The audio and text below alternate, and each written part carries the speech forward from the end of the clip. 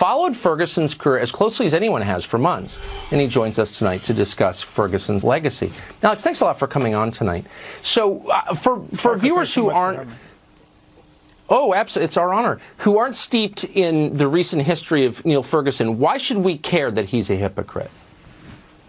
Well, I mean, this is an incredibly important scientist in this. As you've said a couple of times correctly, he is probably the most important person in driving governments to implement these lockdowns. There was a New York Times story on March 17th, a front page story that highlighted Imperial College and mentioned him by name as having the ear of the British government and Boris Johnson.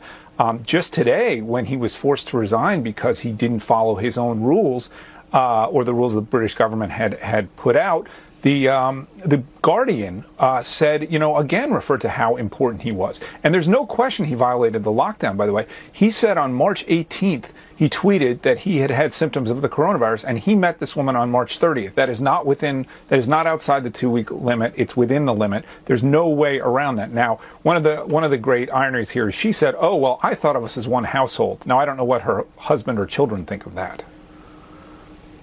So, the irony here is overwhelming, but at its root, it's a real person making these decisions. And I wonder, what does it tell you about what Neil Ferguson actually thinks? He not only violated the quarantines he espoused, but he exposed other people to the virus. What does it tell you?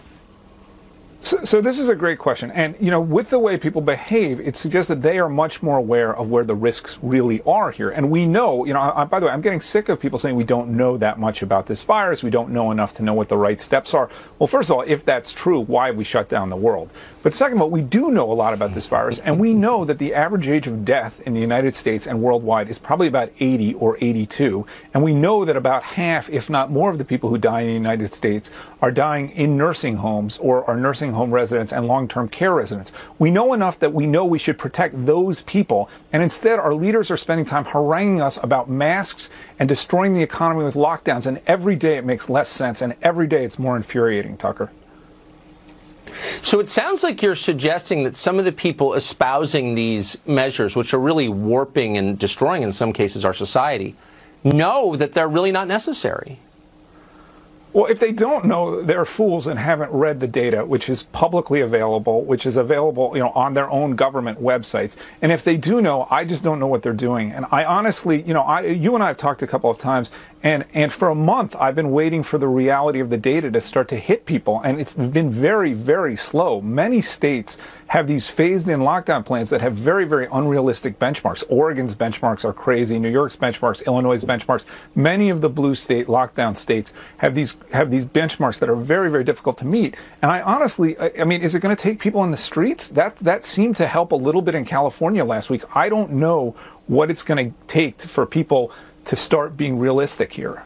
Not people, but lawmakers. Well, that's right. Let me ask you one last question. You just said that about half of the deaths have taken place in long-term care and nursing homes, which is really sad. But it raises the obvious question, why aren't we going all in on protecting the people in long-term care and nursing homes? We're not at all. That's a fantastic question. Why doesn't every nursing home get surveyed by a state every day right now? Why aren't the nursing homes being required to show staff plans that they're going to not let staff members, infect uninfected older people? Why isn't this the focus? There are things we could and should be doing, but when we're spending all our time again trying to scare people who are at very low risk, and very successfully, Tucker, one of the incredibly sad things about this is how many people won't go outside. They won't. They will not leave their homes. By doing that, we are doing exactly the wrong things. And look, I don't know. I don't make policy. All I can do is point out these hypocrisies, as you so brilliantly just did. Alex Berenson, who would have won a Pulitzer this week if the system had been